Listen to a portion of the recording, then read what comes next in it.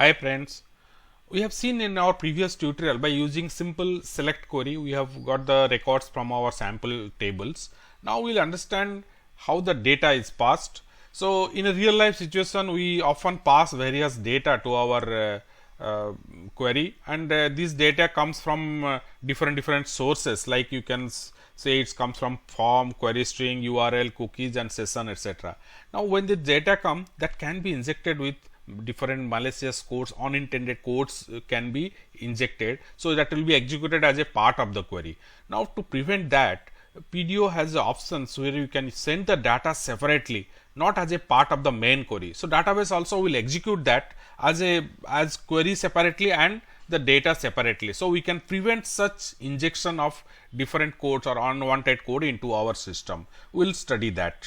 This is our basic template where you have a config.php file for our connection string and then the menu. Now we'll display our records here. Now first let's declare a variable, class equal to we'll use as 3. So fine. Now we'll declare our query. We are using a select query, select star from student where class equal to, instead of directly using a variable we are using a placeholder. Now we are saying class. Okay, so this is our query. Now after this we will say now a variable step equal to dbo. This is the inside the config.php file we have declared this. Now prepare what? We will prepare query. Now this line is over. Now we'll parameter binding, we'll bind the parameter again. Step, we'll say bind param.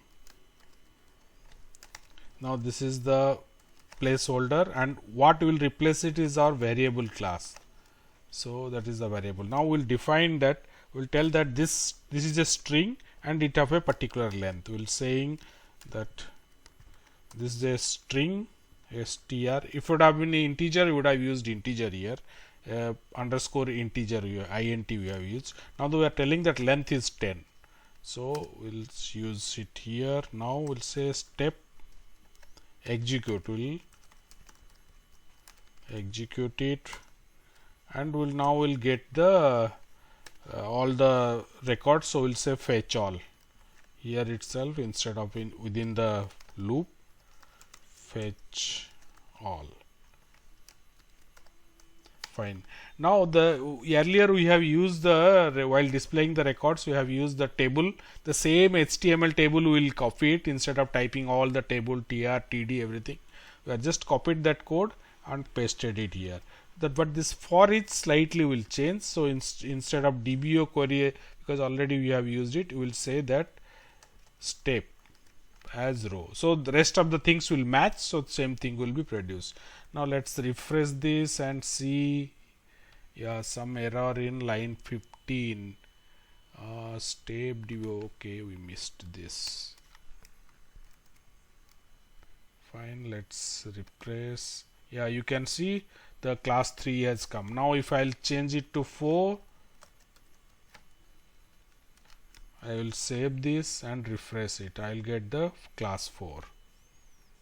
So this is how we will pass a data to our query string using a placeholder, and these parameters we are used. Now we will try using two strings instead of one, and using some integers also. Now we will try to pass two parameters. Let's just take with the class as 3 once we saved it. Okay, class 3, you can see that max, one name is max green. We'll try to print only one record, further filter it by taking the second string parameter. This time we'll use a name as one more parameter, but here we'll use a like query. So you will be use percentage, we'll say max. So this is details about the like query you can see in our SQL section. Here I will say where class and name equal name like, it's not equal to, it's like. You can see the detailed tutorial on like also, and name placeholder is name. So now we'll come back home. Now there are two parameters we are using, so we'll copy this first one and then place it here. So we'll say here name. Now we'll say variable is name here, and this is a string also, and length is 10. That's all. Let's save this, refresh. We'll get max only because this matches class is 3 and name anywhere max word should be there, max. So that string matches anywhere. That's why max is appearing in the like query. Now next we'll move to, we'll use one integer. Every record has one numeric ID column. So now we'll use that ID and pull the record or collect the record from our student table. Let's say ID is equal to 3, but we'll take care this pass as a parameter.